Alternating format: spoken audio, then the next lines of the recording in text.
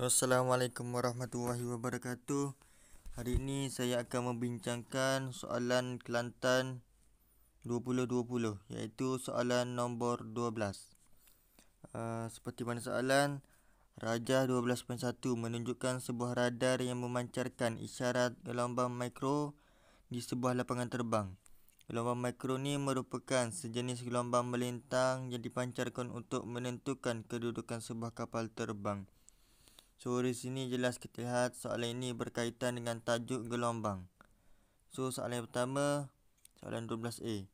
Apakah yang dimaksudkan dengan gelombang melintang? So gelombang melintang ni bermaksud gelombang di mana arah getaran zarah-zarah mediumnya berserenjang dengan arah perambatan gelombang. Okey, seterusnya soalan yang kedua iaitu 12B. Soalannya, terangkan bagaimana kedudukan kapal terbang dapat ditentukan. So di sini kita lihat soalan ini mempunyai 4 markah. So jawapan kita pun wajib ada 4 poin. Okey, poin yang pertama, radar akan menghantar isyarat gelombang kepada kapal terbang. So poin yang kedua seterusnya, radar akan mengesan isyarat yang dipantulkan selepas dipancarkan. Seterusnya poin yang ketiga, masa penghantaran dan penerimaan akan direkod. Dan akhir sekali, poin yang keempat, kedalaman ditentukan oleh rumus D sama dengan V darab T per 2, di mana D ini adalah kedalaman atau jarak yang dilalui, manakala V pula adalah laju gelombang ultrasonik, dan T adalah masa yang diambil oleh denyutan ultrasonik bergerak kepada pemancar sehingga dapat dikesan.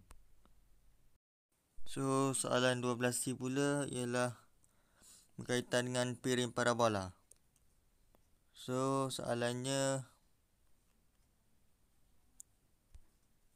berdasarkan jadual 12.1, nyatakan ciri yang sesuai bagi piring parabola itu.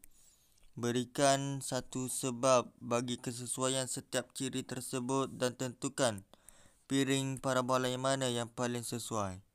So di sini ia nak ciri yang paling sesuai dan piring parabola yang paling sesuai. So jawapannya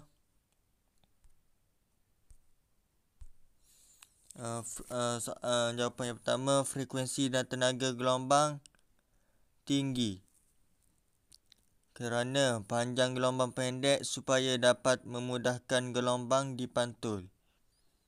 Yang kedua, pembelawang gelombang juga tinggi supaya memudahkan untuk mengatasi halangan seperti binaan tinggi. Yang ketiga, jarak penerima isyarat dan piring parabola adalah sama dengan panjang fokusnya, kerana isyarat yang jauh dapat dipantulkan di fokus kepada penerima. Diameter piring parabola pula besar supaya dapat menerima isyarat dengan lebih banyak.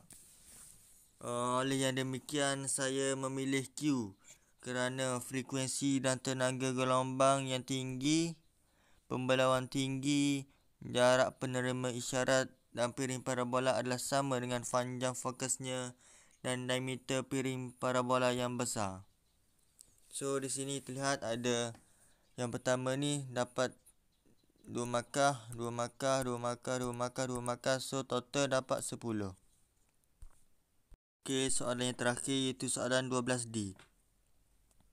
Soalannya, seekor ikan lumba-lumba memancarkan gelombang ultrasonik dengan kelajuan 1500 meter per saat kepada sekumpulan ikan. Jika frekuensi gelombang ultrasonik itu ialah 120 kHz, hitungkan. Soalan yang pertama, panjang gelombang ultrasonik itu di dalam air. So jawapan yang pertama, kita guna formula lambda sama dengan V per F, di mana V adalah hal laju, F adalah frekuensi. So dalam soalan tadi, hal laju 1500 meter per saat, manakala frekuensi 120 kHz. So 120 kHz ni saya tukar kepada Hertz, jadi kena darab dengan 1000. So keluarlah lambda sama dengan 1500 bahagi 120,000. So dapatlah jawapan ini, lambda sama dengan 0.0125 ataupun 1.25 darab 10 kuasa negatif 2 meter. Okey. Terus soalan yang kedua pula.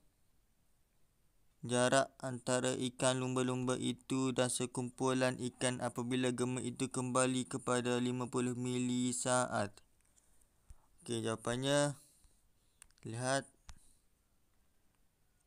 Saya guna formula S sama dengan V darab T per 2, di mana V itu adalah laju, T adalah masa, dan 2 itu memang dalam formula.